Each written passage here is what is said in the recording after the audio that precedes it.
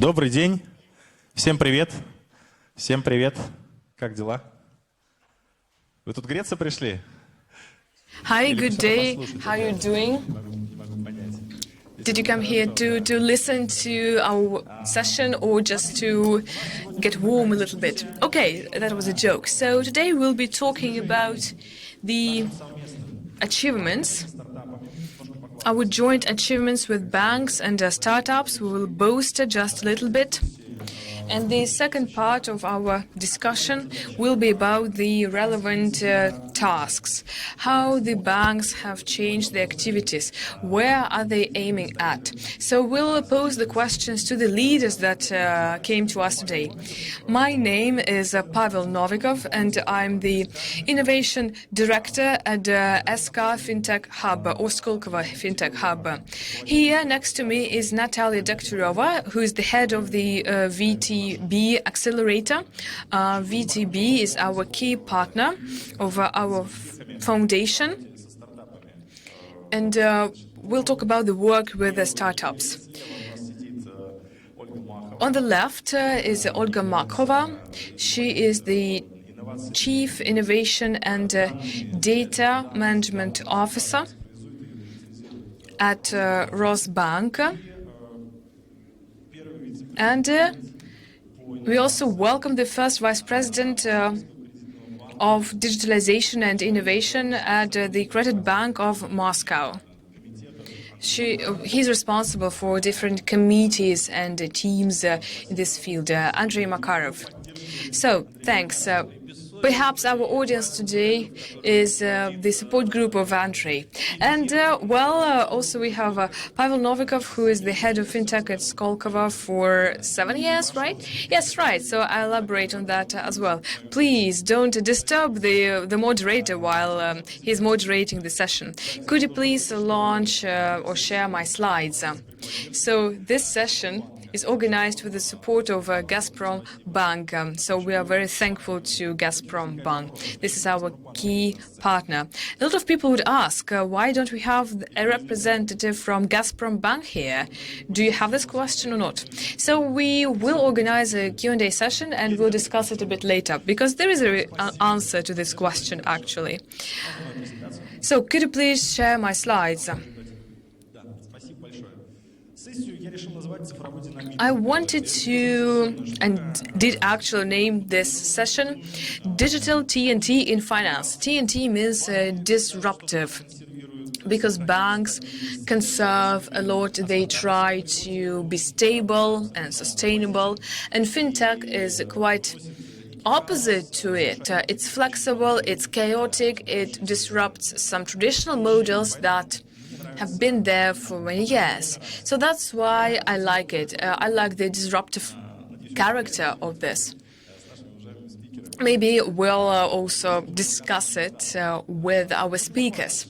I'll be advocating the startups. So, as you know, the Skolkovo Foundation has existed for more than 10 years, and last week we had the board meeting headed by our chairperson, Mr. Medvedev. He also came to the opening of our conference today. So we have 3,316 startups in our portfolio. These startups emerged during difficult times, and they cover all the technological spheres, namely molecules, IT technologies, transportation, etc., etc. So we have 3,316 companies, and you can check all these companies on hub.ru. So we've placed the information about all our companies with information about patents, their results, etc. The second achievement of our residents is the revenue growth from 150 million rubles to 250 million rubles, billion rubles. So 1 third of our startups are still early stage ones, and they're currently doing research, and they don't generate any valuable or large profit now. But 2/3 of our startups generate or have generated in the previous year 250 billion of rubles in 2021. 69,000 workplaces. More than 4,500 patents. This all is coming from our startups, so we also are sponsoring them with microgrants. We have more than 100 partners across a lot of different industries.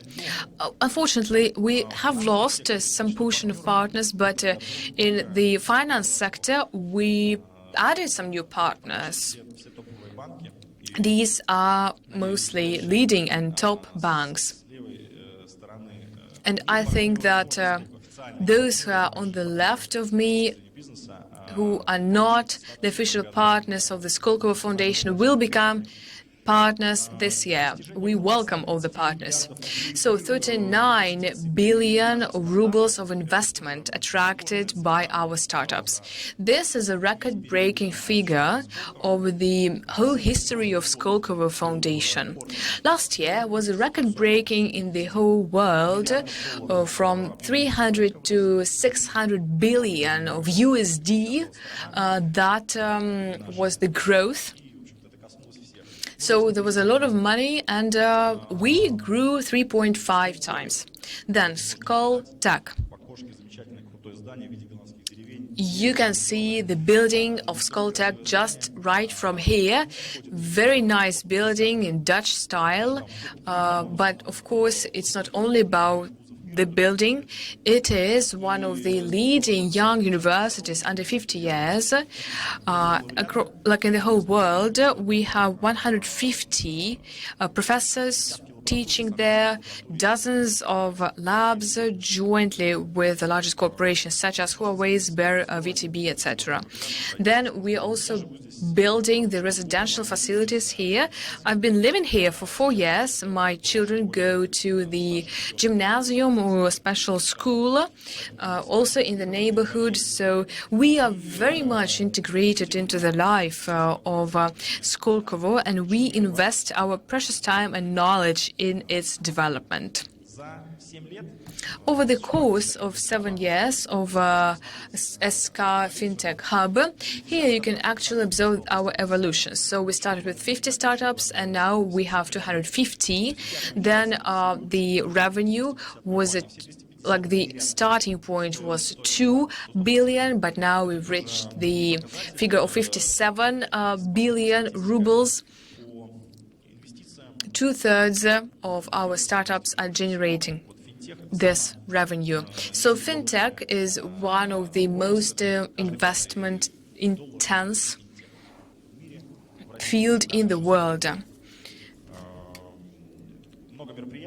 We have a lot of events organized. We started with just one partner, that was Sberbank. Now we have 10 partners in our ecosystem. So that was it with boasting. Now I'd like to mention the beneficiaries, or our stars, so to say. You can see the map of our fintech startups. In a couple of weeks, we'll publish the rating of our startups. This won't just be a map, but we will group them into different nominations. We will just name the startup that attracted the largest amount of investment, etc., etc. So that's how we provide the market and the future players with the understanding of the benchmarking of these startups. This is a valuable rating for our industry. We have numerous corporate programs. This was done over the course of the previous year, 2021. We had cooperation with banks, retail, e-com, IT companies. We organized hackathons, accelerators, and also research-intense projects. Then SK Fintech. Oh, we have also SK Fish Tech. This is my favorite. This is at the bottom of your screen with a fish sign. And that is quite exclusive information. Yesterday, we published a rating of the bank innovations. We've been observing for a couple of years from Skolkovo how the banks are implementing the instruments to work with innovations. Whom are they buying? Whom are they piloting with? What are the accelerators, hackathons, and competitions that they organize? Do they have R&D centers? How many startups they involve? How many products, innovative products they launch? For example, the software services as well as children's banking. And we always take that into account. We get this data from the open sources. It is called a data-driven approach. And we do not distort the primary information. We do not have any opinions from the experts or public or any feedback or service. We just analyze about 30 banks, and we can very easily refer to the source of or from where we got the information that we included and which served as a foundation for our analysis and opinion. Some of the banks ask us about that and get offended a little bit, but we can always just explain from where we got this information. And I would like to congratulate VTB Bank because over the course of 3 years of our partnership, from the 15th place it got to the first place. Let us give the VTB Bank a round of applause. And by the way, VTB Bank is not a sponsor of a startup village, so please do not suspect any affiliation here. And well, actually, the Credit Bank of Moscow is a sponsor of this event, so this is the demonstration of the quite objective approach. We do these assessments every 6 months. So I would like to set this map as a foundation. Unfortunately, we see, for example, that Alpha Bank and Raiffeisen banks are losing their positions. Tinkoff and Sber are quite stable among the top 3. Gazprom Bank just entered the top 10 banks and it's accelerating. Then Akbars, this is the most surprising bank. This is quite a small regional bank as compared to the large federal ones, but it's among the top 5 banks in our rating. This is due to the efforts of the team. Then the Softcom Bank is also among the top 10. They've become our partners. They are conducting hackathons, and our colleagues Vyacheslav and Boris are here, presented, and they were talking about the value of working with the human capital. This is the foundation for any organization. So everybody has their own secret sauce, and let us discuss what secret instruments that helped the financial group VTB, not just a bank, but it's a group of companies. What enabled VTB to be the top in this rating? Could we please share Natalia's slides here, from Natalia from VTB? Good afternoon, dear colleagues.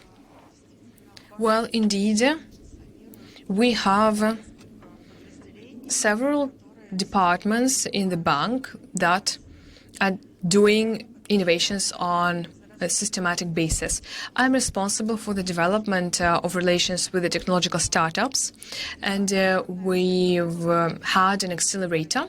The main purpose of this accelerator is to find the solutions on the market very fast, to pilot it, and based on the results of the piloting, we need to make the decision whether to buy the technology or not, or we have to decide on the format of further cooperation.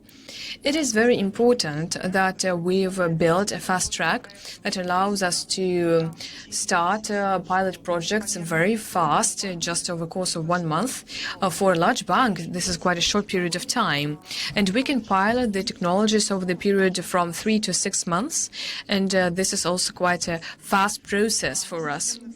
We interact with the partners in the market on the systematic basis. The Skolkovo Foundation is one of the key partners for us, definitely.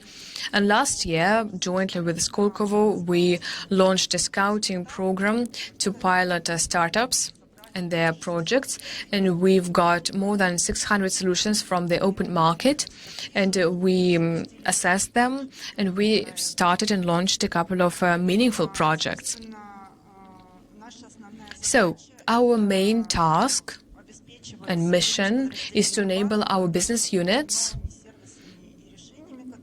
to get some new services and solutions that they can then render to their customers and to provide for their competitive advantage.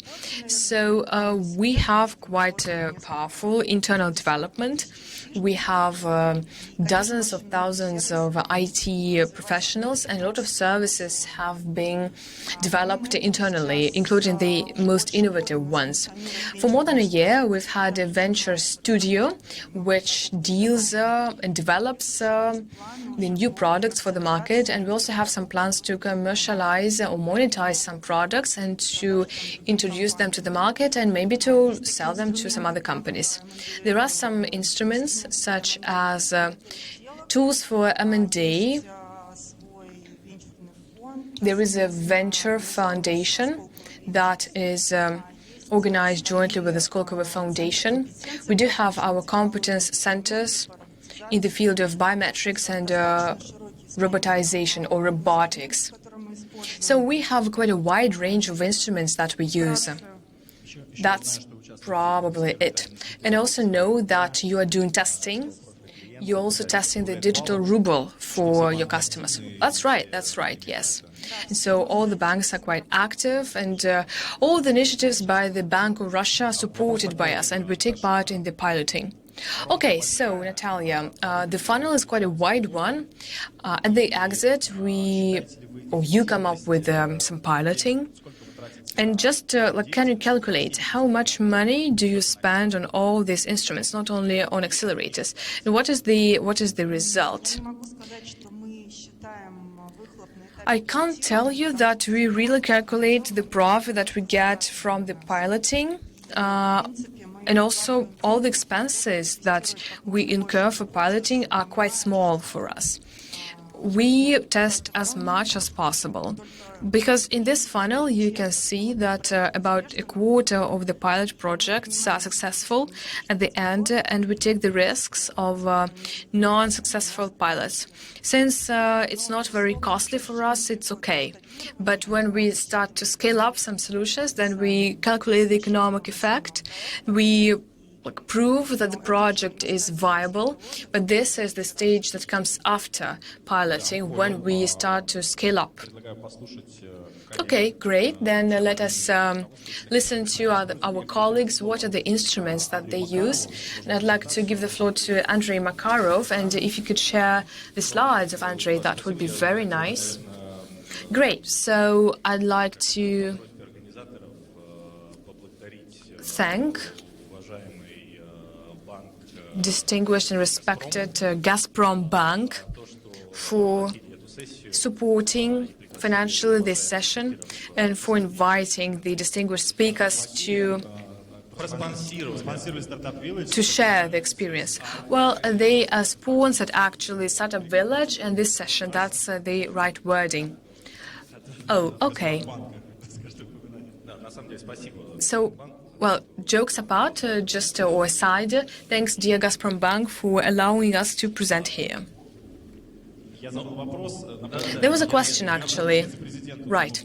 There was a question to the first Vice President of Credit Bank of Moscow, Andrei Makarov. What are the tools that you use to search for and partner with innovative companies? Well, maybe not only companies, but also just technologies or people. What are the results that you achieved? Well, Pavel, thanks a lot. The VTB team is great. They're doing a great job. They invest a lot in developing the startup market in Russia. I think that indeed we need these kinds of leaders that help us to enable the market growth. And we would like to get the best results out of it afterwards, because we decided to approach the work with startups a bit differently, as well as to take a different approach to innovations. In the beginning of the year, we've created an innovative hub. That's why we didn't get into the rating of the most innovative banks, because we created it just this year. We hope that by the end of the year we will be added. And we decided to come up with 4 main areas. The first one, it's not an accelerator, but it's a kind of a community. So we want to create a community of startups that could work with one another, just as Skolkovo does internally. We would also like to offer another platform, and we are quite ready to do it jointly with Skolkovo, to enable their communication, to provide for the communication between startups and venture investors, etc. This could be called an accelerator, but, well, basically this is a nice community that we would like to continue to develop. So, Andrei, I'd like to specify your bank, the Credit Bank of Moscow, occupies the 3rd position in our rating. Well, I like the number 13. So you have just 12 banks ahead of you, but hundreds of banks after you. Well, for a bank that is in top 6 when it comes to our assets, we are lagging behind a little bit. We need to get to the top 5. Right. So the second case, which is really important for us, we are really we believe in internal entrepreneurship. Within our group,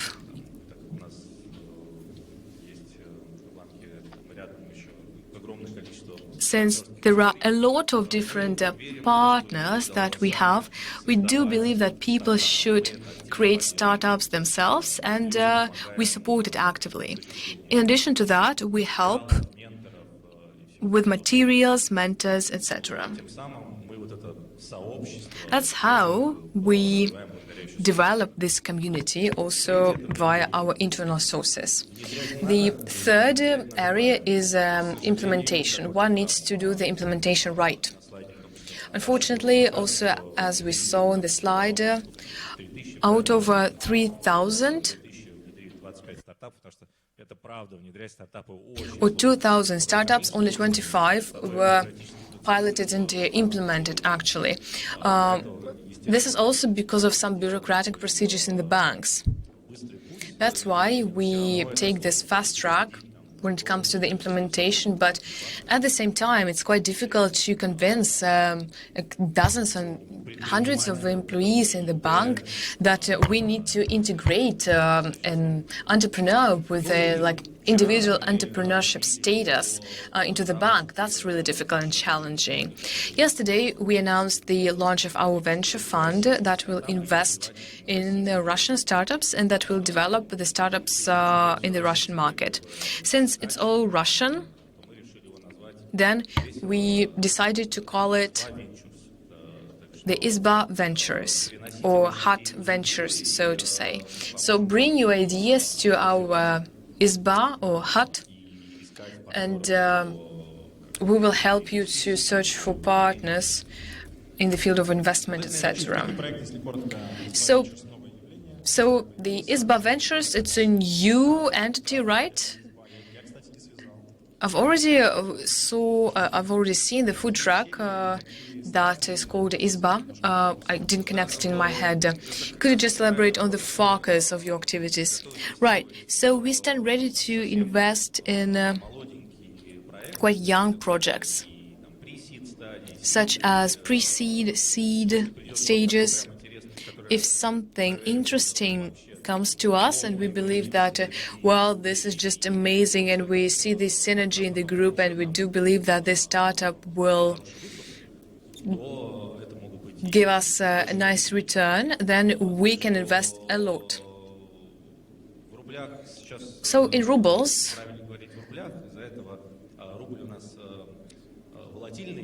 now we see that a ruble is quite volatile, or USD is currently quite volatile, so I can't really give you any numbers because it's all, you know, it's a very dynamic process. And what is the volume, the size of your foundation? There is no size of the foundation. We have an agreement that we are ready to invest in the projects that we believe will give us back some nice results. Because everybody's talking about import substitution now, and okay, we'd like to support the guys with launching new ideas.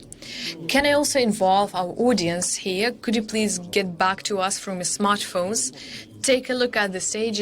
We just saw a new foundation appearing. This is a rare event, especially when it comes to some early stages investment.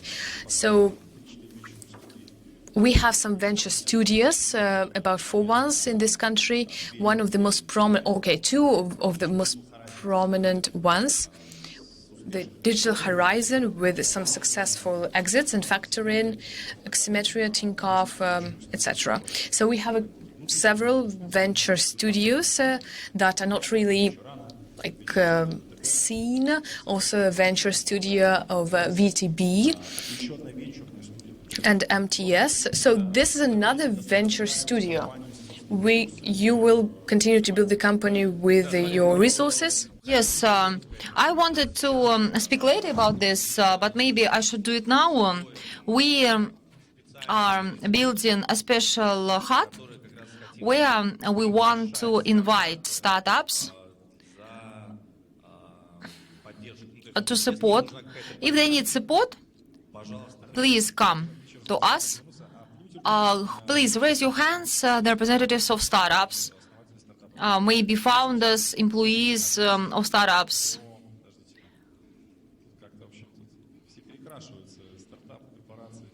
So now we have about 15, 2 hands,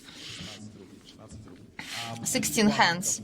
And the representatives of the banks,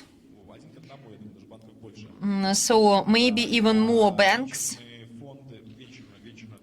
and venture foundations, one venture guy, that's all. And, okay, 2 venture guys. You hide yourself. You are everywhere. There are many startups here, 16 banks, plus 2 venture representatives of the innovative society. What about others? Okay. Maybe a representative of media. Andrew, I have so much news. And we need maybe a separate session for this. Olga, I would like to ask you, so Rosbank now, we know that came back. That's the first news. It's already not news. The second part, Rosbank has always been doing innovations, and you have always been monitoring this process, stimulating it. Please tell us how it's there. I know that not many Skolkovo startups work with Rosbank. And, for example, can you show the presentation of Rosbank? What plans do you have? The early stages, because if we don't have early stages, nothing will be delivered. Do you have plans on opening R&D center standalone R&D center. Yes, colleagues, good afternoon. Now I will wait for the presentation first. I was listening to Andrew and Natasha. They spoke about the factories. I will click on the slide and in your rating, I saw at the beginning of 2019, and then we went out of the rating, and there is the basis for this. We had the process when we had a lot of startups. We could see the outcome, but only very rare cases. So you make a lot of efforts, and we needed to go to a more pragmatic area. Speaking about our domestic, I would like to give you insights. We want to have a lot of product teams, and they should have startups themselves. So we need to have network and in combination with R&D. Since 2019, we worked a lot internally. Regarding innovations, we decided that innovations should earn.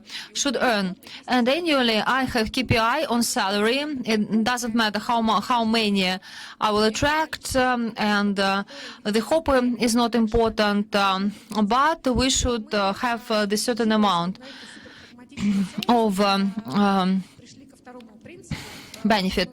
So the second principle, we need to have a zone of interests. You can see zones of interest, technology, blockchain, and the points of growth of our product teams. Also, we understood that we should be decentralized, but our teams should look for startups at the market. How do you look for startups? We had hackathon competitions when we were asking concretely at the market how the market works with this or that technology. Now it's fun. Okay, what is it? Digital financial assets. We are working in this area very actively. And for us, the bank partner, we received the license at the market. And we wanted to do something together, to look in this narrow sphere.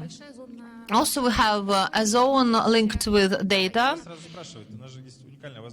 We have a unique opportunity. Please, are there any startups which digital assets in any type? This can be registers, it can be security, and so on. Are there any such companies here? 3 companies out of 16. 3 companies, 20% CFA. Okay, good competition. And accordingly, if we speak about our zone of interests, data, we also have a lot of data, and we have also a tool of search. We are looking for those who enrich data. These are our expertise. We have a flow. There are no any specific knowledge. We also have hackathons, and for us it's quite interesting. If we look at us, we are not planning to do accelerators, and so we want to land companies, and in the end, I have some examples. Please choose one case. The company Vilap and Skolkovo. We, got familiar with these guys, and they give the service on assessment of collateral, taking pictures, and not only in the area of risk compliance, but there are several risks. The guys when came to us, they didn't even know that they can have some application at the bank. But this is a rare example. The other companies which are here, they are matured. Some not Russian companies. And nevertheless, the guys which can do recognizing of documents, we usually work with mature companies. But if the company is mature but cannot lend, for example, what are the barriers? Maybe business does not need it. Business doesn't want it. What are the barriers? Infrastructure does not fit. There is no stecker to upload data. No, don't know specific.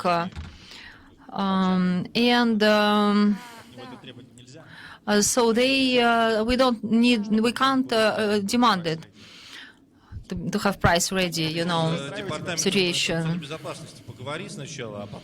First, speak with the Department of Financial Safety. It's you can do, this is you can't do. And what about the bottleneck? So when there are factors, okay, but there are some labs. You test it on some customers. You just want to see how brand will influence on it. And then you go inside and not cost of implementation, not economy. Yes, every time time to market versus result is for internal development. This can be not competitive. And so this is for people who know how to do it. Olga, thank you very much. Natasha, can you give us examples of your case implementation, with whom you started your pilots, with whom you scaled up within 3 years? Actually, there are many cases. We can't speak about all cases. Last year, we piloted in conto of the bank the technology of VCR technology to recognize documents. And we choose one technology usually, and it becomes a target technology. On the basis of it, we have all services of the bank in some particular direction. We piloted this technology, and we use it for non-structured documents. We reduce time of scan processing, so by 4 times less time we spent on processing document. The technology was considered to be a target one and scaled up for the whole bank. And now some business processes are scaled up. So startup is in accelerator. Yes, startup is big. Can you say the name? EVCR. Okay, and now the technology is developing inside of the bank. It is being scaled up to different directions, to different business departments. Have you compared yourself with some kind of in-house solution? And in this area, maybe we did not have time to develop this in-house. And it took 1.5 months. We took a ready service. Andrew, what examples do you have? Okay, I will send an example of core bank integration on treasury, and we ourselves. So this is a good example. When we formed the team, we started to look for different solutions at the market which could be applicable inside of the bank. And we found a cool startup And we asked the guys whether it was interesting for them to implement it, and they said yes. And this is what Oля says. Some departments are looking for this if they can't do this yourself. And it's important to say to them where to run. We had the database where any department can use keywords and to find a startup. Do you have an internal database of startups with which you work? Yes. And we downloaded the whole database. So in the morning we do this usually. We download. And why do you use other solutions? It's expensive. Is it? Okay, Arseny Dabov, the founder of the company, maybe you should get familiar, meet each other. And is it still expensive? Maybe because of your strange acquaintance or something. That's why it's expensive. Okay, it's free. Decide access is free now. What other answers do you have? Do you use internal bases which should develop internal database of customers with all attractions? Do you reflect it somehow? Natasha, do you have it? Yes, of course, we have a database, not only records or presentations of startups, but also comments from experts, and it does not help too much in the work because database becomes not useful. Yes, but not in Decide. And constantly we contact with our customers. We launch scoutings, and database doesn't really help so much. Okay, VTB is the most active thing, and there are so many requirements for each topic where we try to find some cross sections of the whole market, and then we clarify the requirement.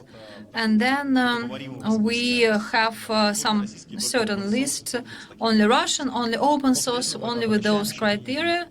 And then also we have the opinions of our experts, the view on these solutions we implement, we pilot, or we take over. Implement, pilot, and take over. Colleagues, now, Pasha, I have a question to you. Okay, yes, you can. So, can you say to us, many startups which are in your portfolio, and you mentioned that someone works with Western companies.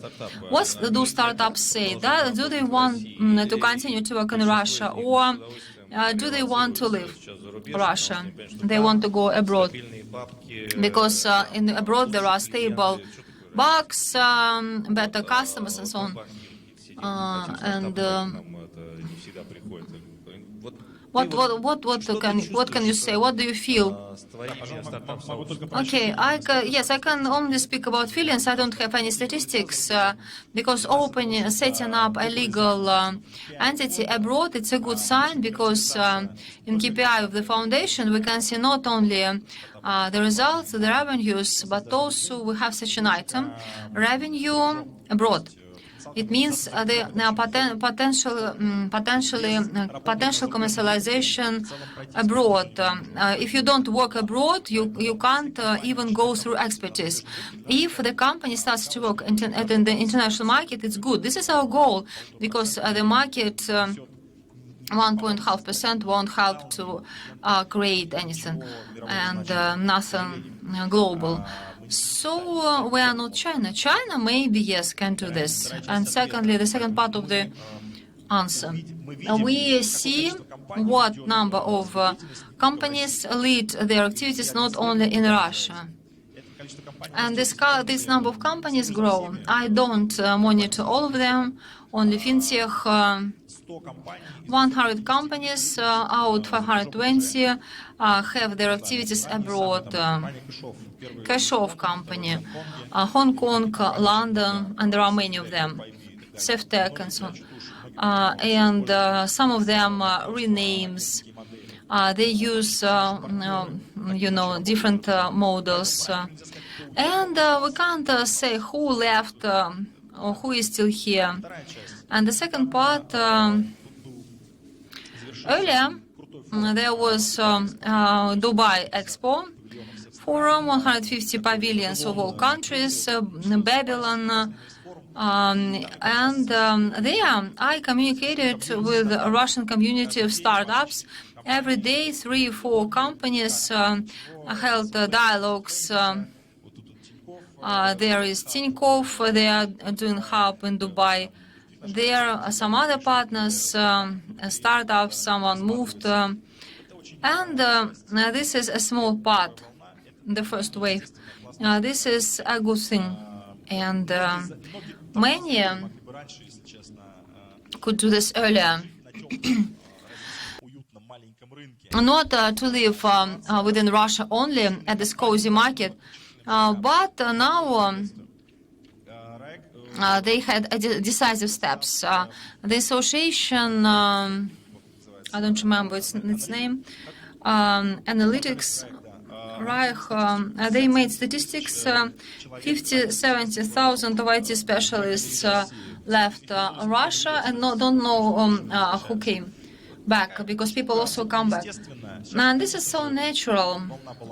Of course, there was a wave, and maybe there will be another wave of leaving.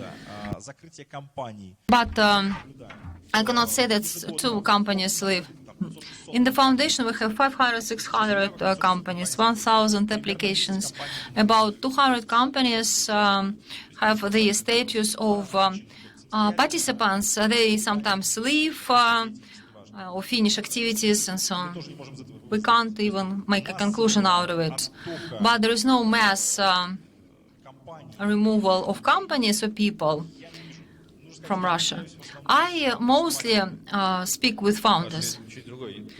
Pasha, do you believe that now we'll have more startups even than we had before?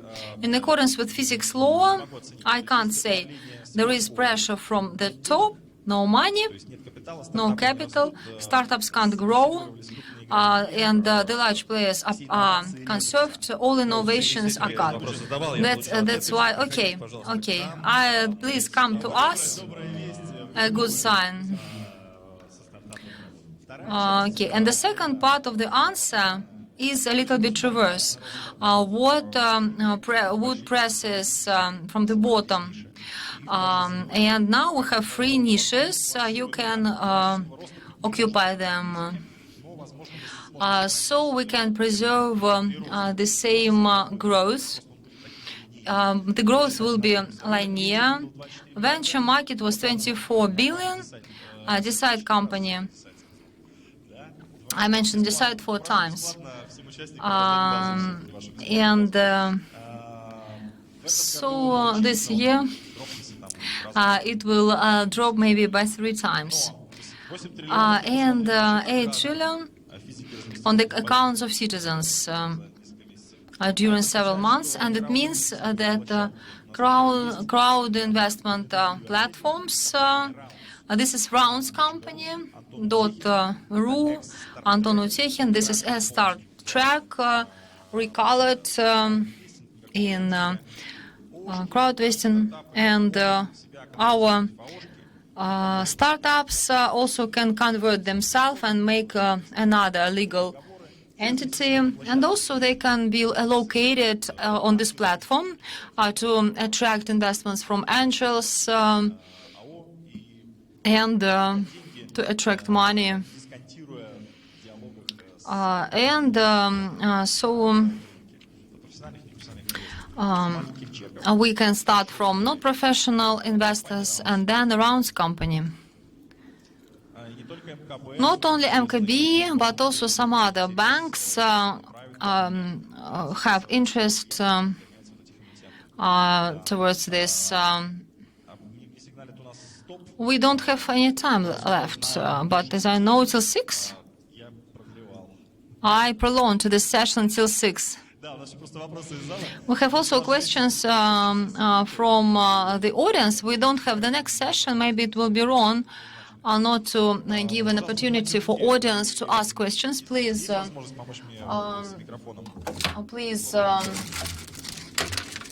help me with the mic.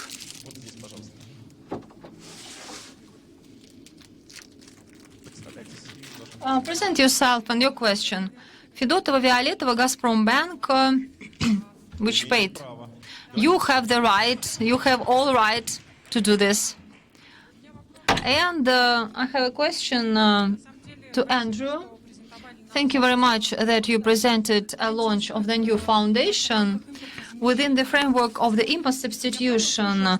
Do you get it right that this is seed and pre-seed? Do you pay attention to hardware, and what do you want to cover within the framework of import substitution? If there is CRM5, are you ready to do this? And what are you doing here? Do you work as financial investor? What role do you have? And then I will ask Olga. Thank you very much. Okay, when you answer Gazprom Bank, please be short. Okay, I will be short. I showed 4 elements because they are all linked with each other. We are ready to invest and to forget about it, but in the current situation, it's necessary to earn also to help the startup to receive additional access to the companies and so on. And of course, we want capitalization should grow. We don't even thinking about this crazy excess because we don't have anybody to sell, only to Gazprom Bank or VTB. And that's why the question to you. Okay, we'll be maybe get them prepared and then we'll give them to you.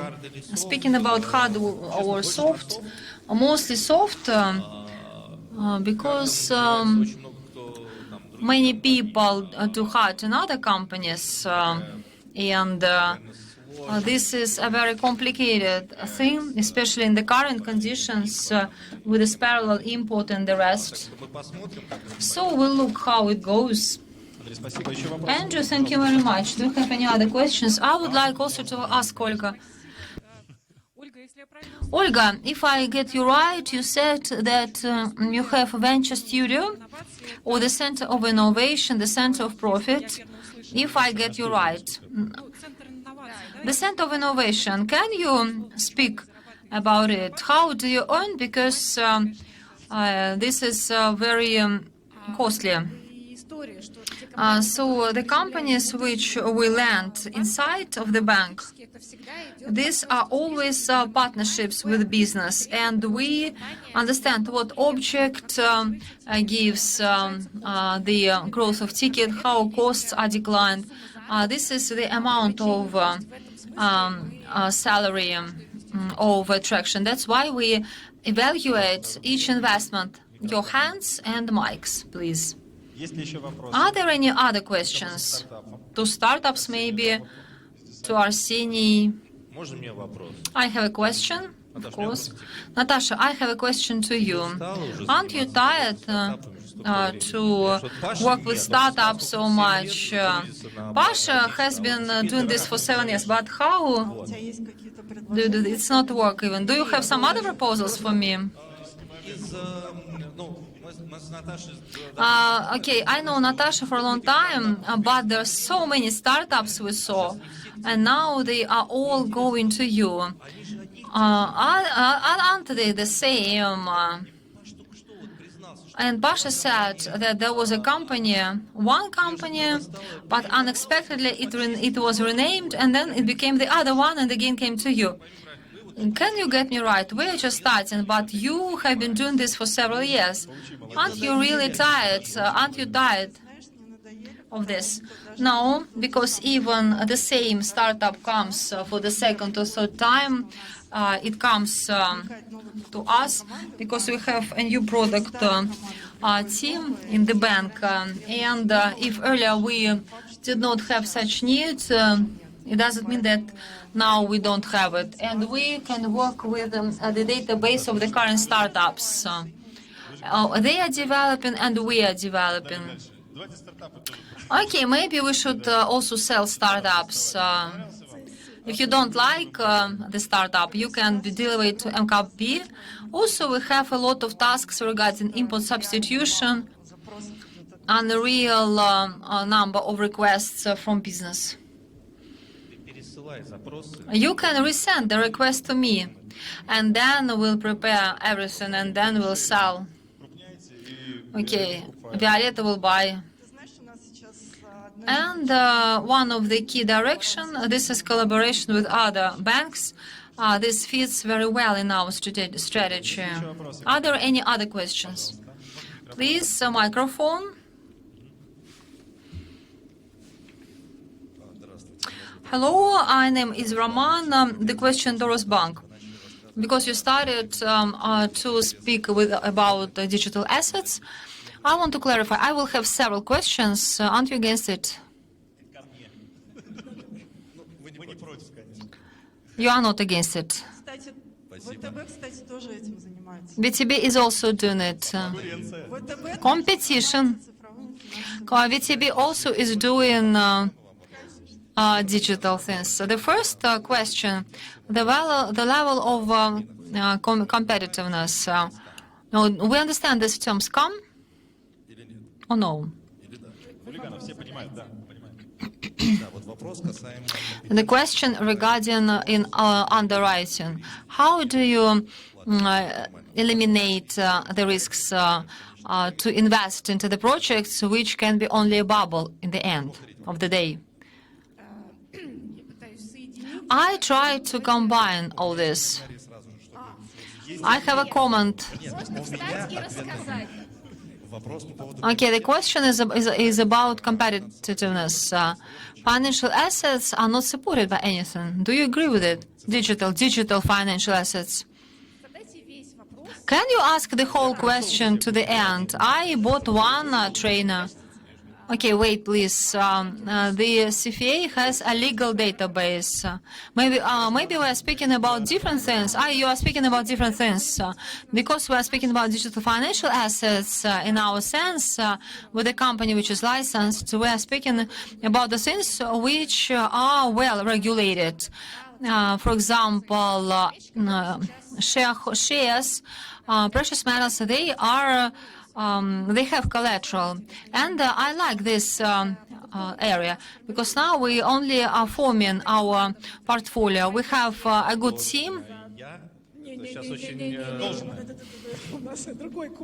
have a different root of this word now.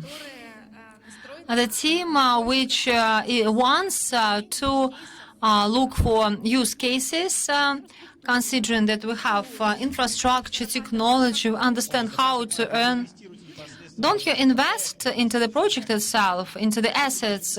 Maybe colleagues are not going to invest. They want to create some platform for others to do this. Rosbank is just a bank in this case. And yes, we have a great deal of customers who say, please sell to me financial assets. And we are interested in these projects which are good for our customers and ideas which are on the edge. This is important. These ideas on the edge, this may be the essence of my question, because there are legal norms, regulations, and there are norms which are not regulated with some digital assets. At the beginning, this can be good. Okay, I I could give you the prize for the best question. And we have the support of Gazprom Bank. And everybody says to me, please stop.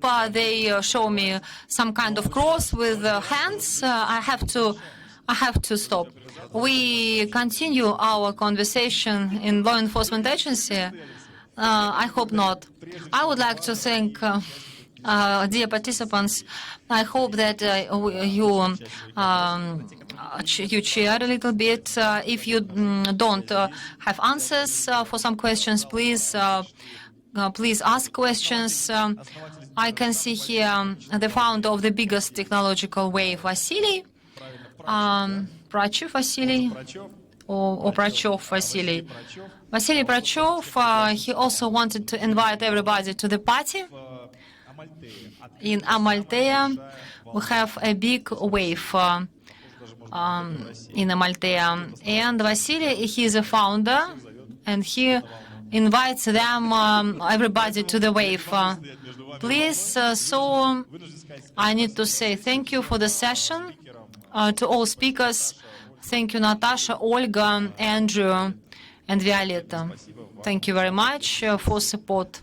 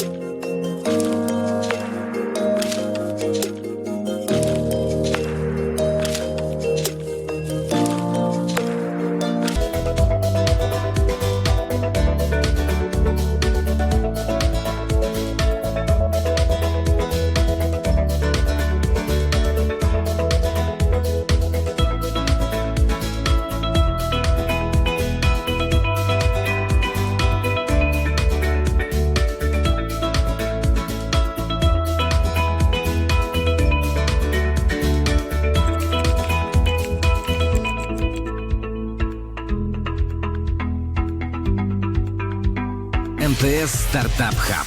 Работа с реальным бизнес-заказчиком МТС. Доступ к ресурсам самого крупного телеком-бренда в России. Не можешь поверить? А в твой стартап обязательно поверят. У нас есть все, что тебе понадобится. Ресурсы, клиенты, технологии, каналы продаж. Мы оценим твой продукт, правильно применим в своем бизнесе и масштабируем на мировой рынок. МТС Стартап Хаб ждет тебя и твоих нереальных бизнес-идей. ВК-звонки доступны везде и без ограничений. В 4К и с активным шумоподавлением. Будьте всегда на связи в ВК-звонках. Встречайте приложение ВК-клипы. Удобный видеоредактор. Уникальные маски и эффекты. И стильные фильтры для обработки. Еще быстрее, проще, вертикальнее. Теперь в отдельном приложении ВК-клипы. Место встречи талантов.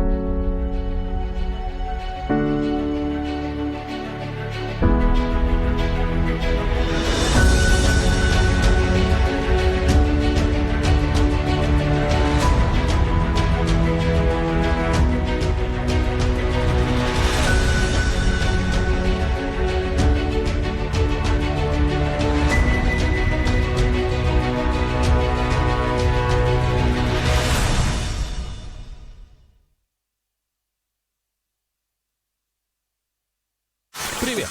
Классно шьешь, варишь, печешь и вообще что-то производишь в Москве? Тогда сейчас самое время поверить в то, что ты делаешь, заявить о себе и занять свое место на рынке, пока другие не заняли. Смотри, это твоя дверь в новый мир. Открывай и узнай, чем мы можем тебе помочь. Москва-24 для бизнеса. Давай с нами. Журнал «Эксперт» — это российский и международный бизнес, общественно-политические процессы, аналитика и прогнозы, рейтинги и интервью. Специальные условия на подписку на сайте expert.ru. «Эксперт» — настоящий деловой журнал.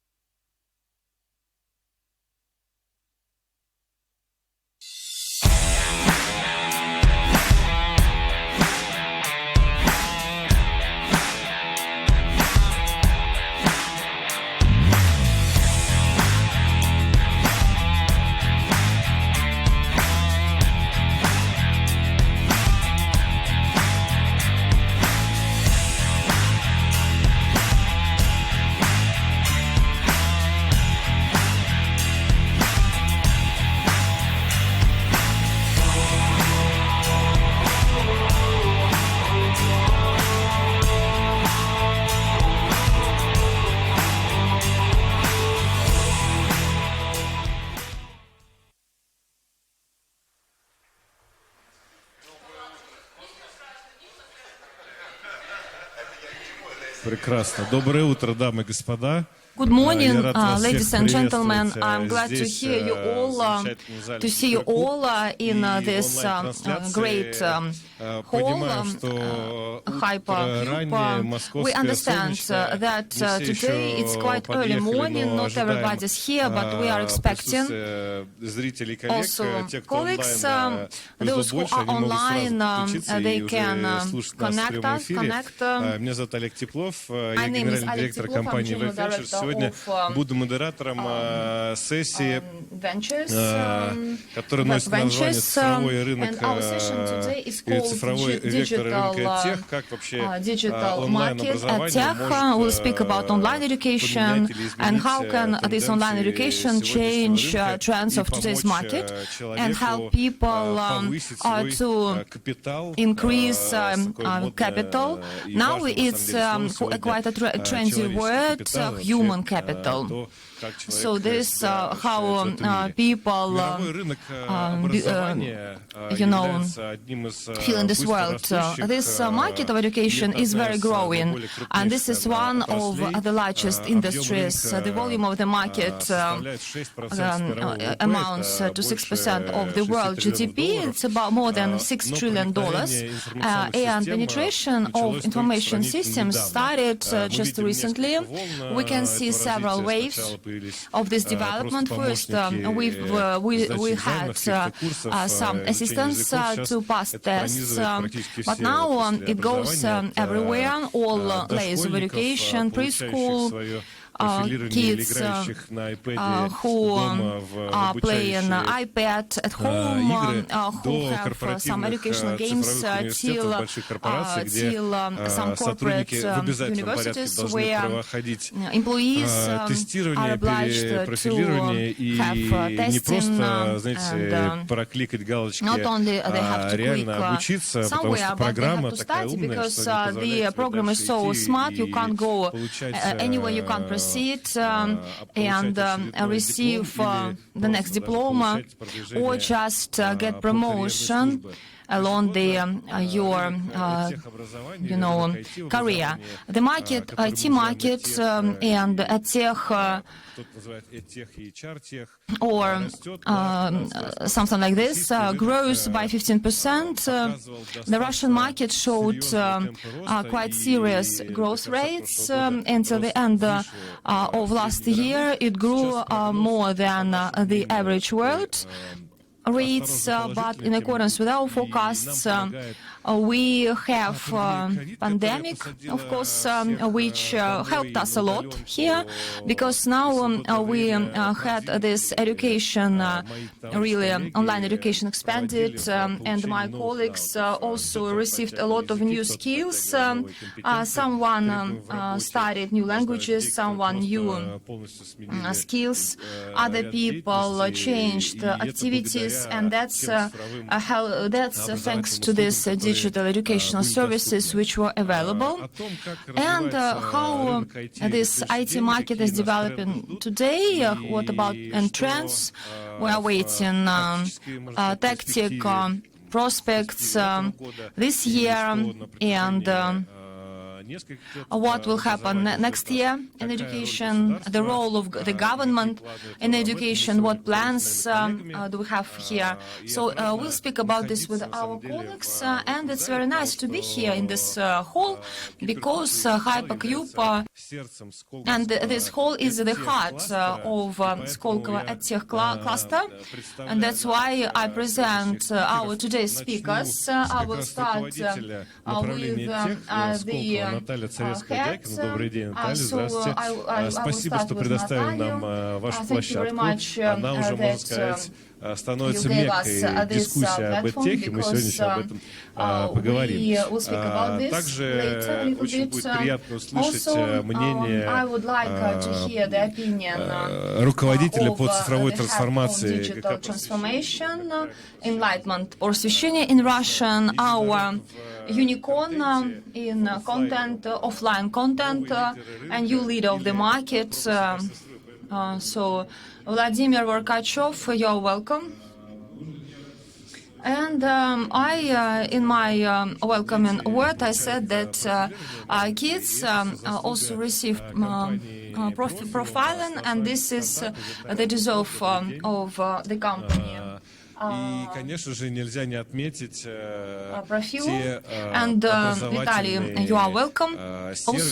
Also, I would like to speak about those content, these educational services, and the courses which Skillbox is doing.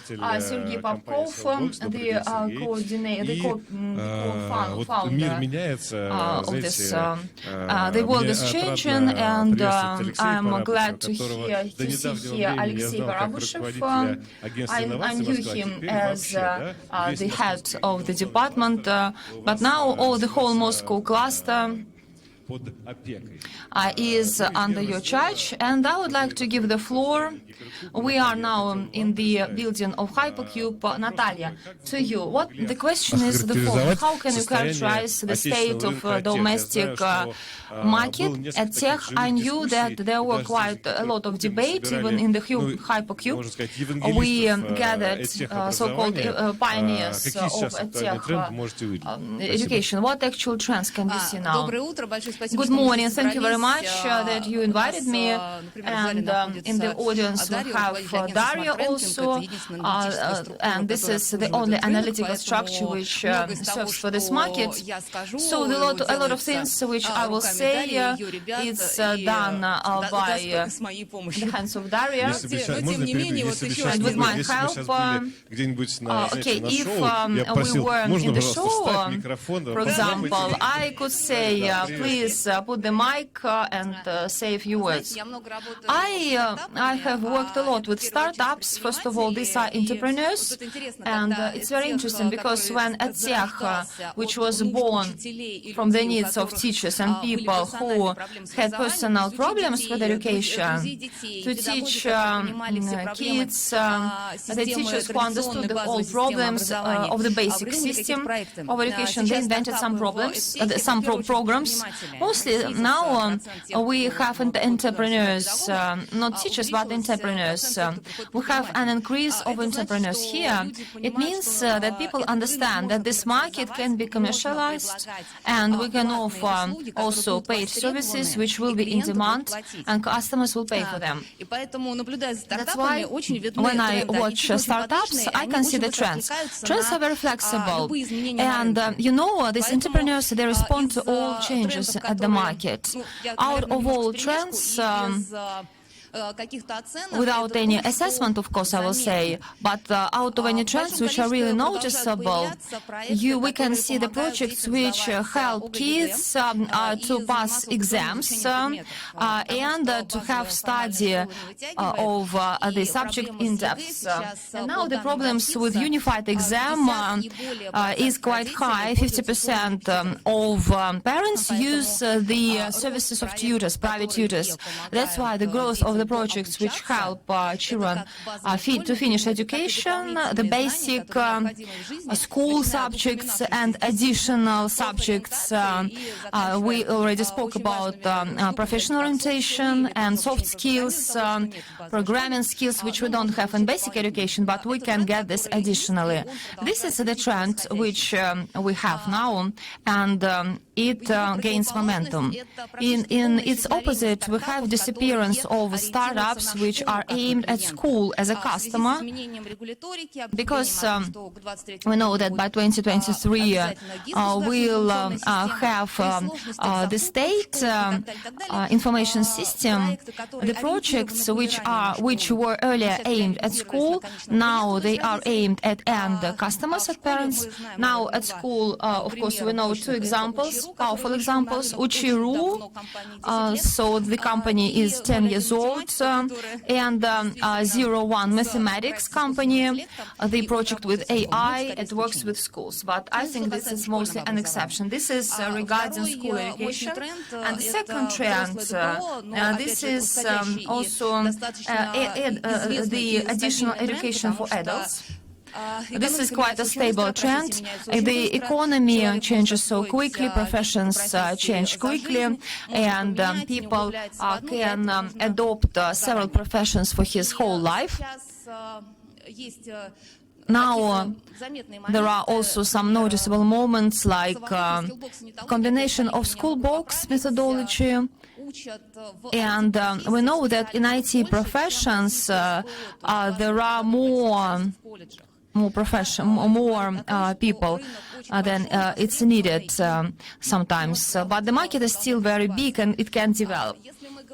If we speak about trends in development of startups, it's very interesting. We have a decline of projects which offer studying English.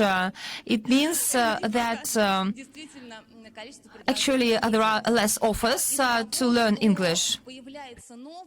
What's new, but not so noticeable yet, but we expect it at the market. This is learning hard skill professions. There are so much debate how we can these professions, low-cost profession, have online. There are several projects also, and we can't say that they are growing so much, but guys are good because they divided methodology from practice, and now we all have this online. These projects work, and still then they rent a huge building to have practices, using equipment, meals, and so on. So some work with their hands. The next thing, this is teaching. Please don't take offended. 45 plus people. Thank you very much. That's very nice to hear. This is like pre-pension age, but now, we have our youth prolonged. Within 5 years, you have to learn something new. Yes, and get prepared for the rest. What you will have. So the projects for people 45 plus, these are specialists with huge knowledge and experience. They can develop further, they can change work. For them, for such people of this age, there are still any big players in this segment, and this is a huge segment. Millions of our citizens who really need this. And the next trend, which exists, and it appeared several years ago, but now we don't have any method which we can believe. This is all which concerns soft skills starting from psychology and, ending up with corporate soft skills. There are 3 directions: 45 plus people who should work with some equipment, using their hands, and the different skills. In this case, we'll have some other players with very distinct methodology. Thank you very much.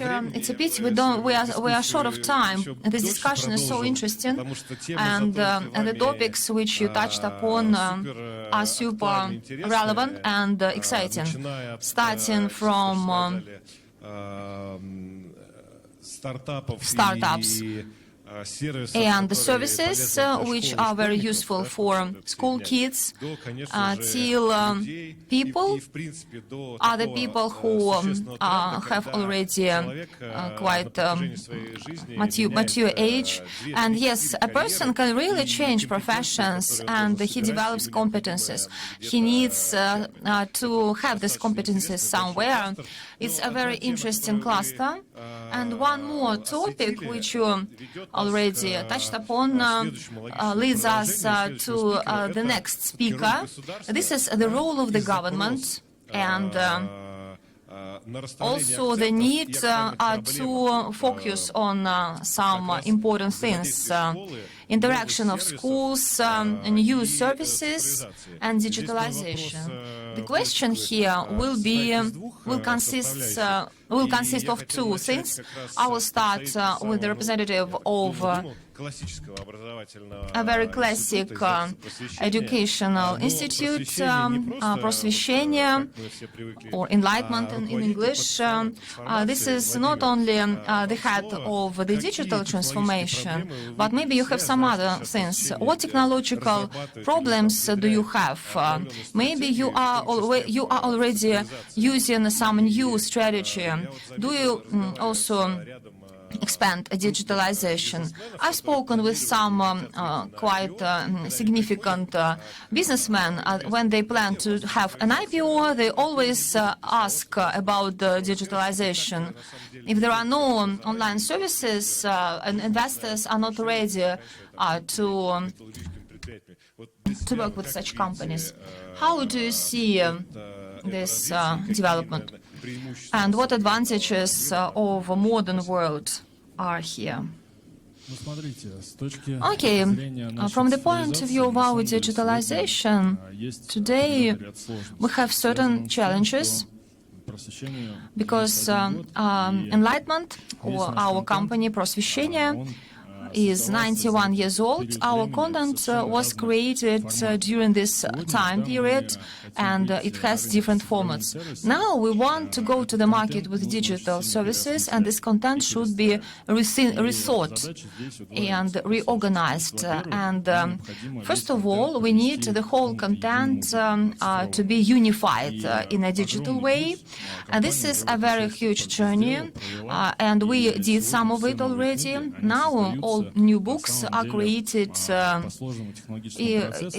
using very complex technological process. The book which you see, it's not even original. It's some kind of cross-section made out of digital original. The book, how it's being formed and its origin, this is digit, but the analog, it's one of the way to have it.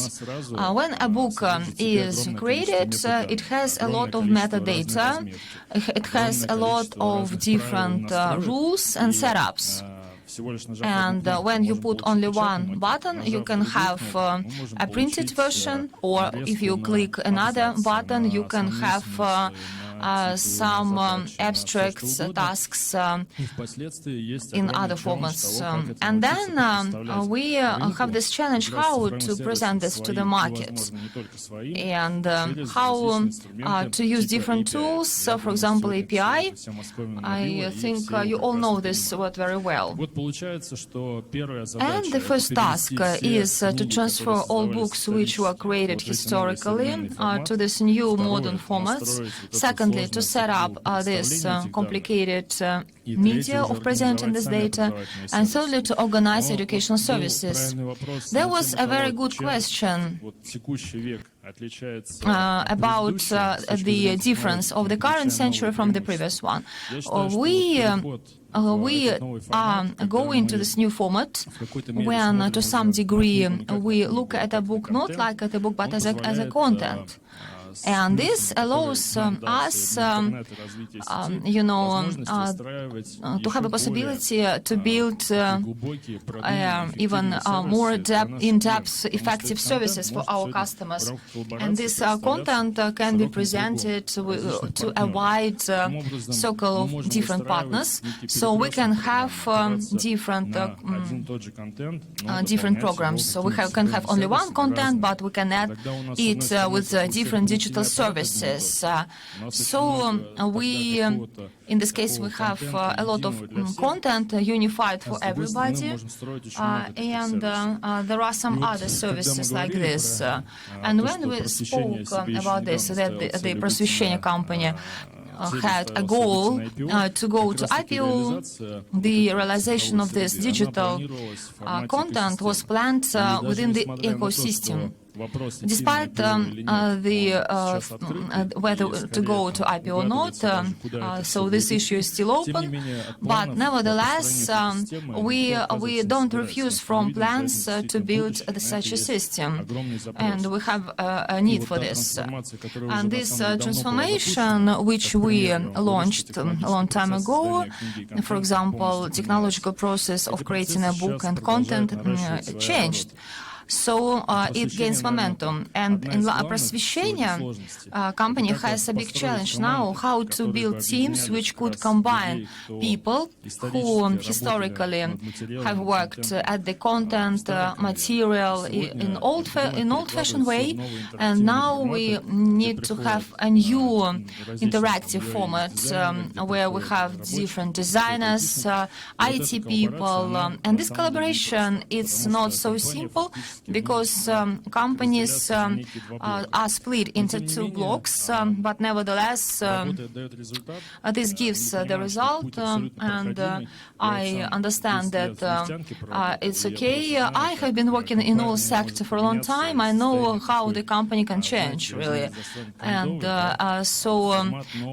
it's a new format, and I like to work at it even, because I like change and challenge. I hope that we'll go to the end and will be successful. This transformation of Prosvещение company as a pioneer in all this educational sphere can really pay attention to new trends, and it will allow us to build more effective education, which will allow Russia to become even more successful company.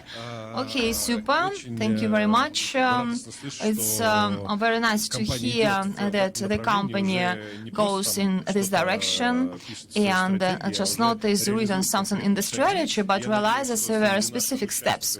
I hope that among our participants of today's session, among those who watch us, I just wanted to say on TV, but no, in digital format, there will be some entrepreneurs which will offer Prosvещение company their services or products to become also a player, a significant player in the market.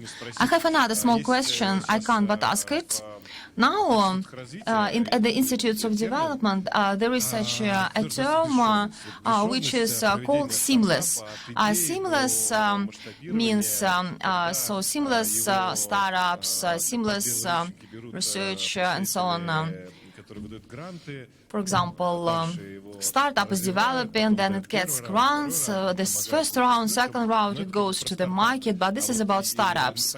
And now we are speaking about people and about EdTech as a human capital. Do you have any plans to become seamless? Speaking about some kind of starting point.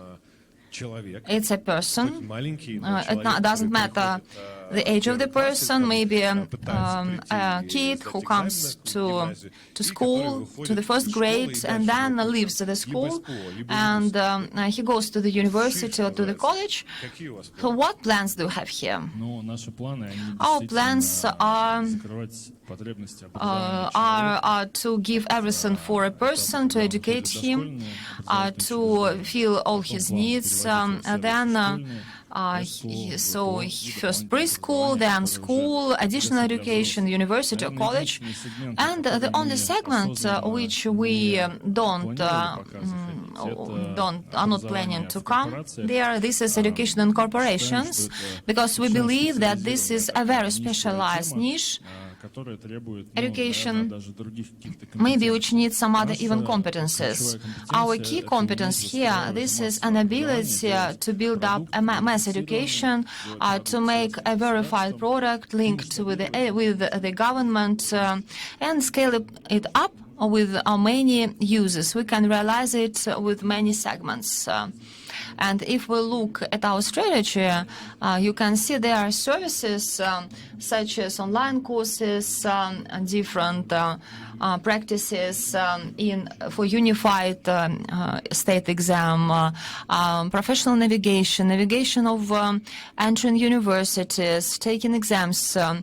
There are also different services for teachers who help them to arrange their work, services to do homework. And our goal is to make such services so that they could cover all needs of children of all ages, and Prosveshchenia company can become the unified point of contact when even a person starts to think about education. But we don't think that it's possible at the Russian market to become the only player in this area. And our ambitions, our ideas needed to go through partnership, collaboration. Everybody here can use this strong thing which we have now. This is an access to very specific customer, parent or child or teacher. Everybody can take advantage of our rather cheap traffic, but still can be also can present his or her, his product, and the service can be verified, useful, and available to everybody. Thank you very much. Yes, actually, corporate universities and corporate education, it's a separate cluster.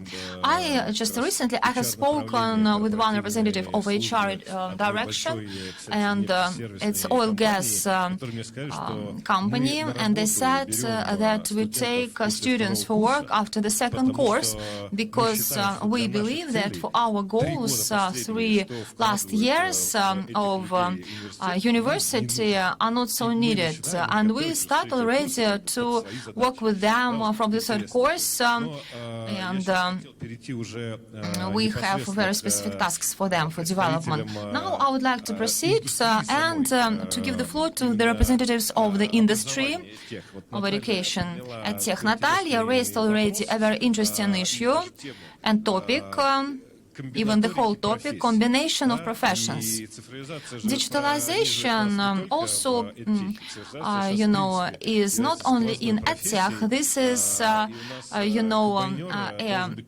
profession which can combine a lot of things, because if you work at the combine somewhere at the field, you still should be a programmer. Because once I managed I used to manage the agricultural machine, and I felt as if I was in spacecraft. And I just even remember the Soviet Union movie.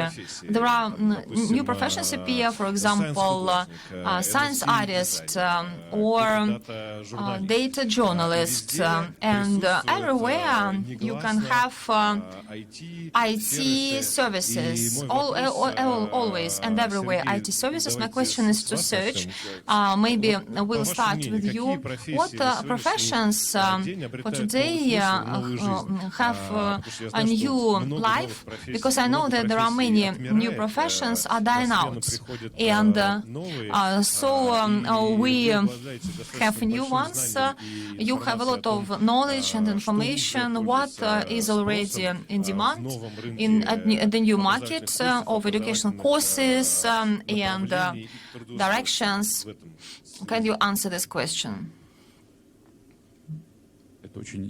This is a very interesting question, because what you've said already about this person who used combine at the field and the programmer, that's very really exciting, because we are using all these things, but also on the other hand there is a platform, and there are about 11 million users on the whole, because we have a lot of free content, and 400,000 these are paid users. And if we look at the demand which is here, there is awareness of what will be needed, but still there is a delay. When we speak about different things, starting with pandemic, these goals have not changed so much. There was a front-end developer who was in real demand,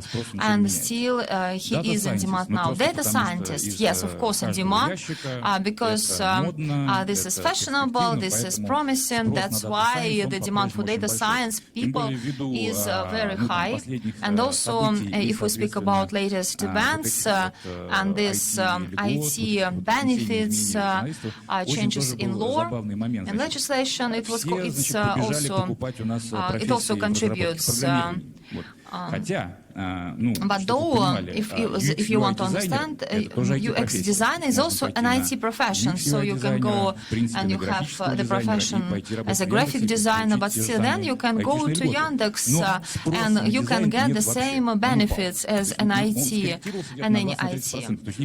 But nobody understands that UX designer, this is also a product designer, designer of interface. So we can see that this understanding is quite delayed a little bit. Also, full stack has a very high demand. Full stack is everywhere in design and in development. Full stack developer is in demand because everybody needs such people, because these people have several expertise and they can combine different things together, and they can program and they can draw. So this is also very in demand. We see the increase in demand. It's not formed yet, but still there is a demand for zero coding. So in a visual editor, you can just build a very cool computer game. You don't have to code a lot. You don't have to deal with the black dashboard, black console. So this direction of zero coding has also become quite popular. What we see is that this online demand is quite limited. When I take a look at the people that are coming to us, we have a lot of students that are over 40 years old. It's very interesting to observe how they change their career tracks. So just last week we had a defensible project, and we had a truck driver who become a developer. And so he said very honestly that he's got tired of driving a truck and he wanted to get a new profession. The crew members from the airlines are also coming to us and get trained. And we don't mention this a lot. When it comes to IT and what is in demand, NFT, metaverse, etc., of course it is needed, but at the same time we indeed should not forget about digital professions. The demand is quite high for that. We have over 10,000 interior designers studying, and we were the first ones to launch a design training program online. And when we just started, everybody was thinking that we were crazy, but we did it. And now we've launched a faculty of confectionaries. So those are the confectionery cooks who also get trained in confectionery. So there are a lot of opportunities in EdTech, because in addition to the very interesting and trendy professions, there is a huge room for development in the field of IT. And the last area that we started to work on, well, I've already mentioned that about 40% of demand is for online courses, but we also are covering the offline opportunities. And what a person really needs is to get the professional guidance in the field of education, because one cannot just start to get trained in data science and understand very fast that, yes, this is my thing. It's good to start and try something out. And so a lot of people are asking, like, what's best for me? And the professional guidance could play a key role here. And I think that it should be done in an offline format. We should have some trainings, testing trainings, training workshops offline, then to involve people in the online program. Okay, thanks a lot.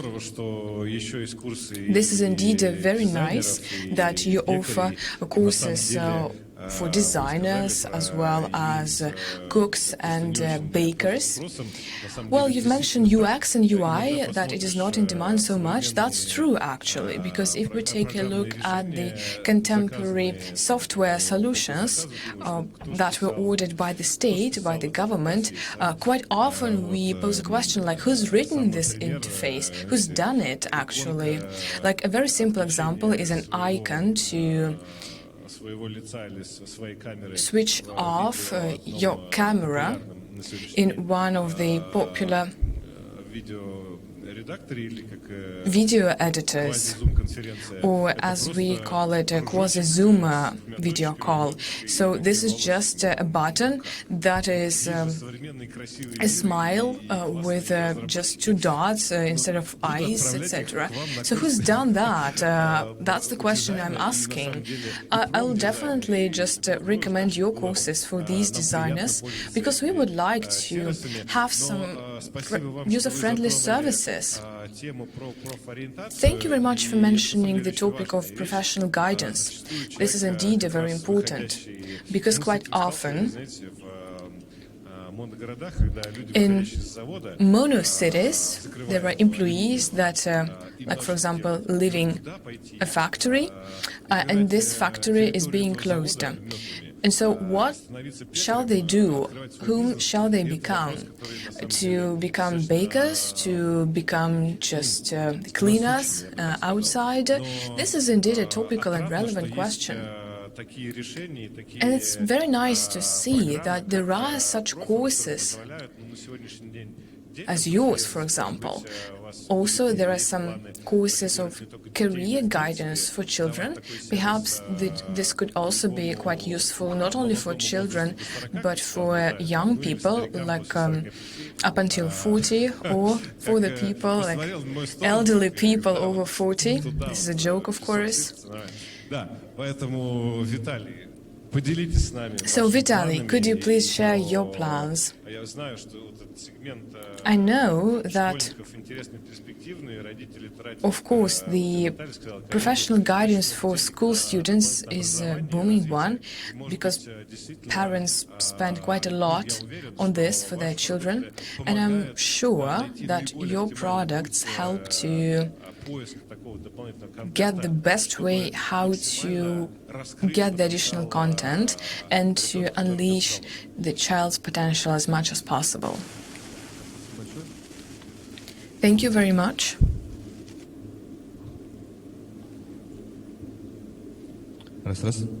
One, two, three. Right, thank you. Thank you for inviting me here with my colleagues.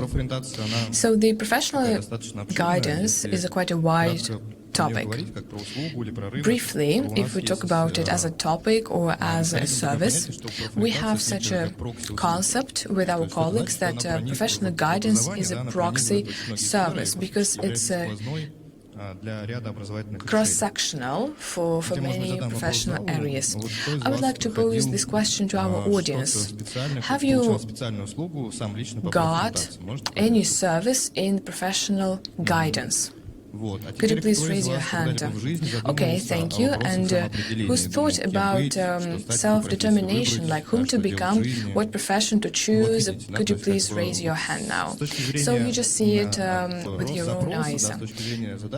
There is a demand. It is important to get a professional guidance for everybody. But not a lot of people, just one or two out of a crowd would really do this. So just for me, for myself, I can say that the professional guidance is like a Wi-Fi. Why? Because it's kind of an entry point to something. When we want to surf on the internet, we are not talking about the mobile internet. We just connect to some Wi-Fi, to some router, and that's how we access the internet. That's how we address our tasks. Quite often, you can get some educational services via the professional guidance. And there are some solutions for that. For example, we also have an offering of a free Wi-Fi. When we want to get a free Wi-Fi, then we have to take a look at an advertisement.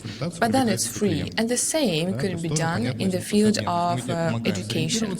So we can help people to get professional guidance for free, but then we will also recommend our professional courses, for example. If we want to get the whole general overview of the market, then we can just render our services on a paid basis. In our case, we see the demand coming in the field of the general education, I mean the school education, among school students of the high school. Quite recently, those were only students of high school, because it is actually relevant. And the thing here is that the parents are paying for this, but we are working with their children, with school students. And about 10 or 15 years ago, this segment of active demand was indeed most popular among the school children, school students of the 10th and 11th years.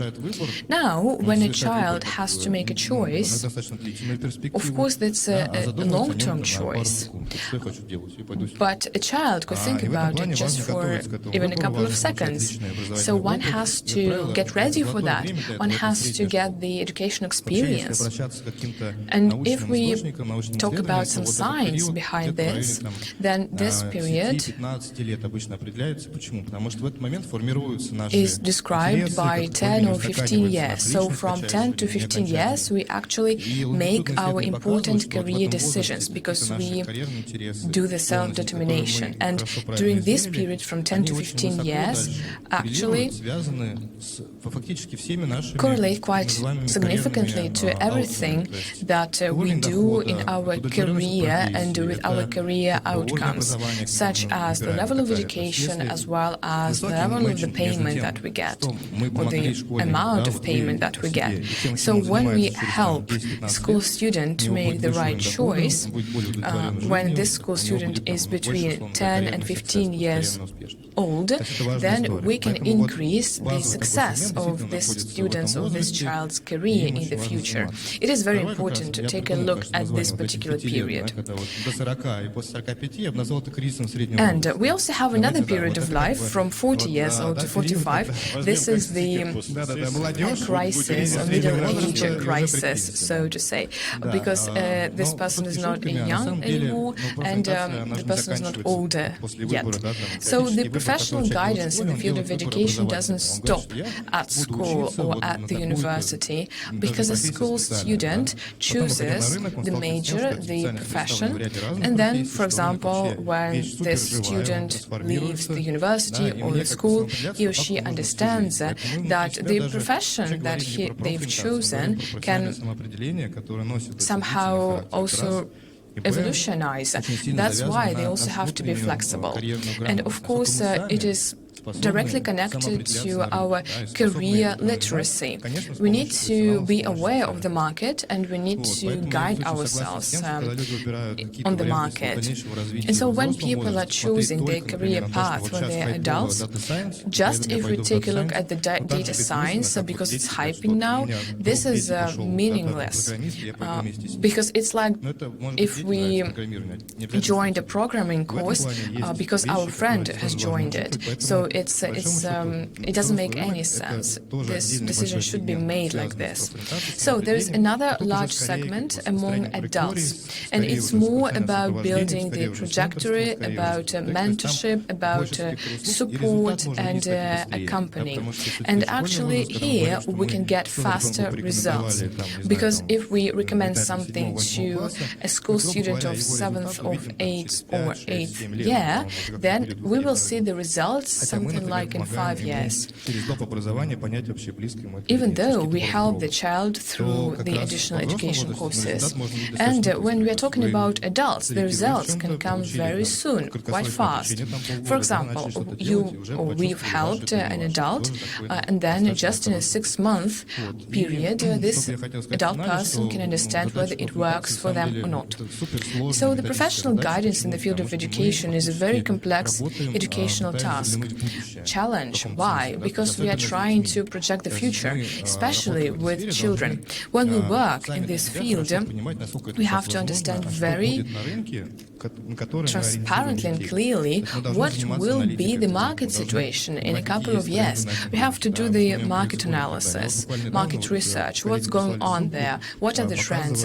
Just recently I've got a link from my colleagues, and they were the pre-revolutionary professions, such as,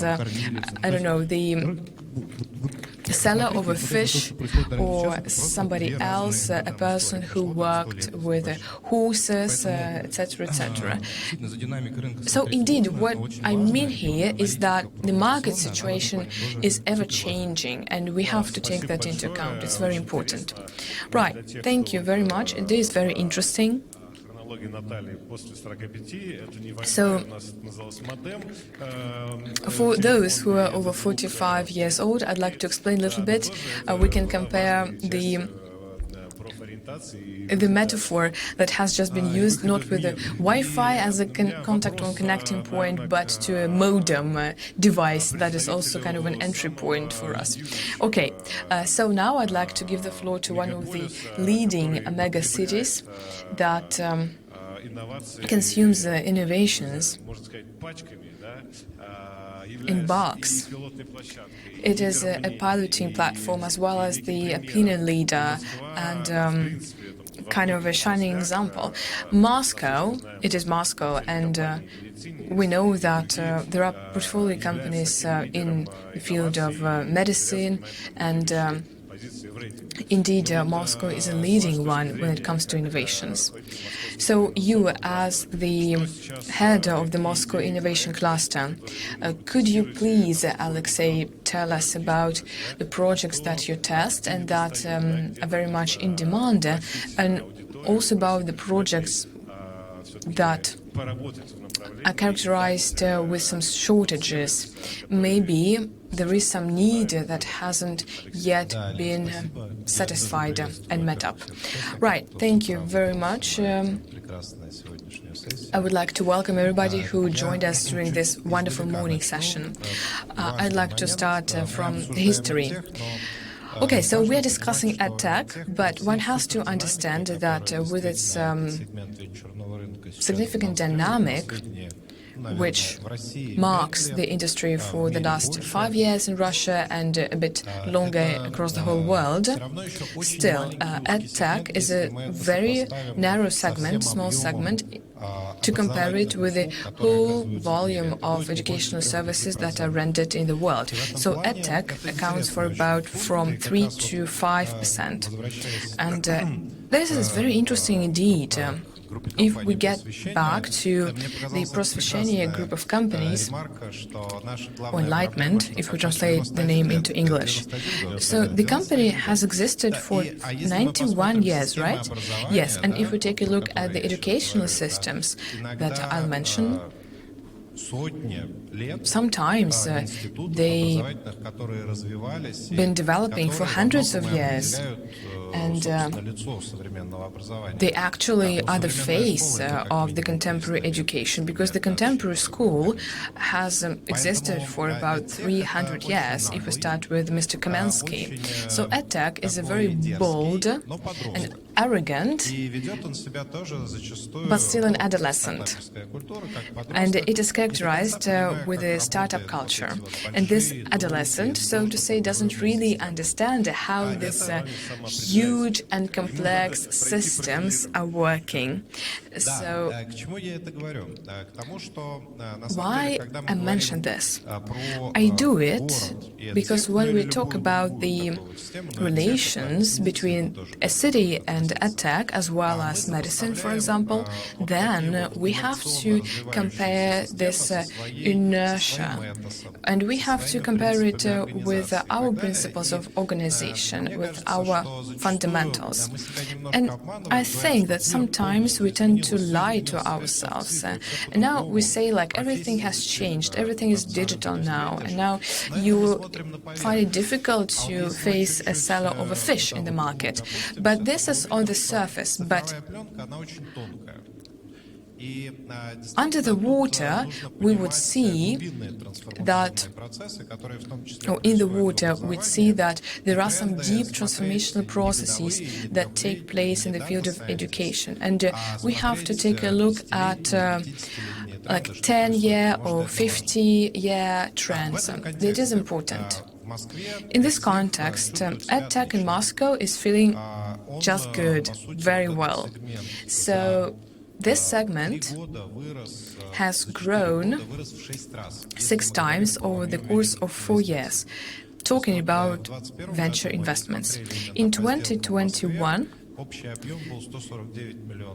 the volume of deals in Moscow was about 149 million, and back in 2018 that volume accounted for about 24 million. Of course, the pandemic played its role here, and that is advantage of after the pandemic, because it revealed the characteristics of traditional institutions that are digitized in some form, but they are not fit for remote learning, distant learning. They are not fit for monitoring the individual development trajectories. And when you have your students at homes, in their homes, rather than in class, it is very difficult to control this group of students. So the traditional systems that is inherited from the USSR, and that one was inherited from gymnasiums and lyceums, well, a lot of disadvantages of this system were revealed and unveiled. And it happened just recently. In 2019, we conducted an experiment. We had a room with the representatives of schools, such as teachers and directors of schools, and the representatives of startups, and we tried to facilitate their communication. And the communication between them didn't happen. 49% of the traditional education representatives said that they've never been reached out by any startup. Only 5% said that they were ready to start cooperation with some startups. And one of the reasons against the technologies was in the parents. because the parents said we're against these new technologies, because we were trained at schools, in the classrooms, without any digitalization, just with a blackboard. And digitalization depersonalizes the learning process. But now a lot has changed indeed. Within our activities in the Moscow Innovation Cluster, we launched a piloting program for some new technological solutions. Before that, it was very difficult to talk to schools, but now we see some huge interest. We see the interest in some solutions that can help to monitor the attention of students that are learning distantly, remotely, during the class. Because one has to understand whether a student is involved in the learning process or just playing a computer game. Then these technologies can help to assess the dynamics of learning. So the remote or distant format is also quite in demand. Another thing is the format that can help, or a technology that can help teachers to get ready for their classes and to present this to their students, because obviously the traditional format doesn't work, it doesn't stick to the students. This is not kind of an individual factor. This is the factor that is observed across the whole generation, and one has to note that down. And another thing, despite the fact that this process is quite slow, still the additional education systems saw some booming indeed, because there is less regulation. About 80% of the companies that are coming to us, I mean startups with their projects, are the companies that suggest and propose some new forms to work with content, or how to create this content. And about also here we have a lot of companies that offer some additional courses in English, because the school education cannot satisfy all the needs in this respect. Another aspect that we mentioned today is the professional guidance in the field of education. It is very important for both parents and children. And what's also significant, it is important for our city. Why? Because currently the main limitation coming from a traditional school is that you train a student for something that will happen in the future. But a school student doesn't know what will happen in the future, and nobody knows actually what will happen. So this is a context of uncertainty. Unfortunately, now a school has just started to try to project the future. So there is a huge potential.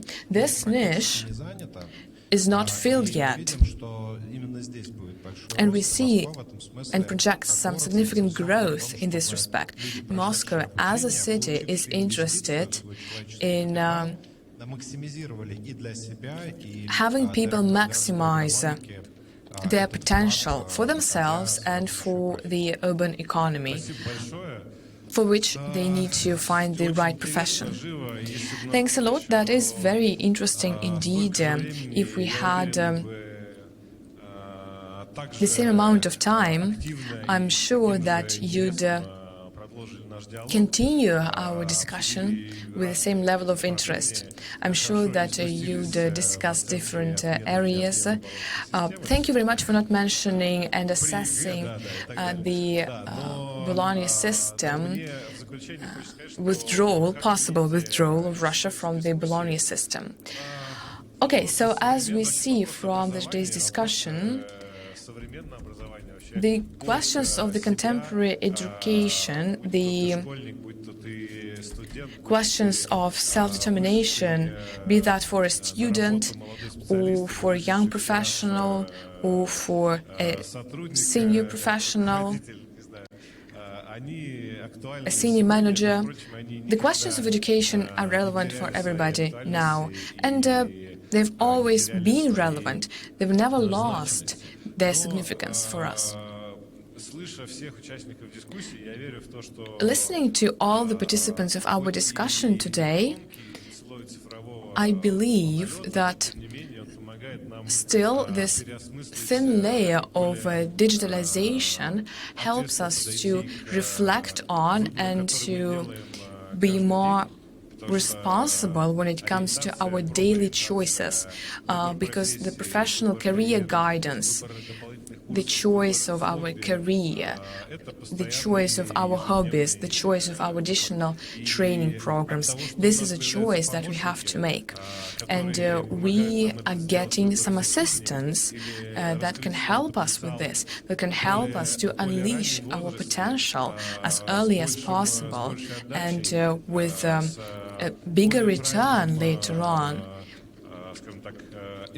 as well as they can provide us with the right effect that we will see in the future when we, for example, are choosing a profession when we are a 5-year school student, and we see the effects like in 10 years, or maybe later.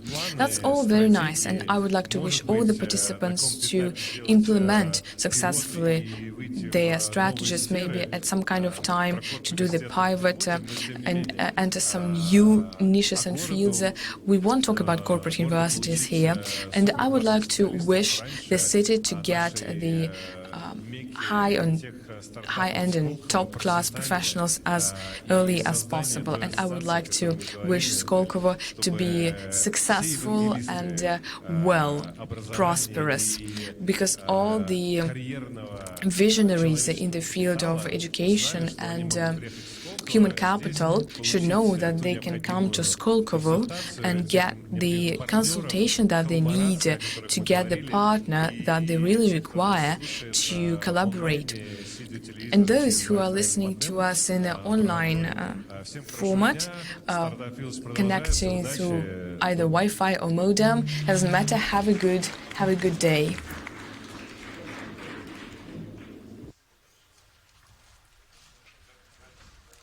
ВК-звонки доступны везде и без ограничений. В 4К и с активным шумоподавлением. Будьте всегда на связи в ВК-звонках. Встречайте приложение ВК-клипы. Удобный видеоредактор. Уникальные маски и эффекты. И стильные фильтры для обработки. Еще быстрее, проще, вертикальнее. Теперь в отдельном приложении ВК-клипы. Место встречи талантов.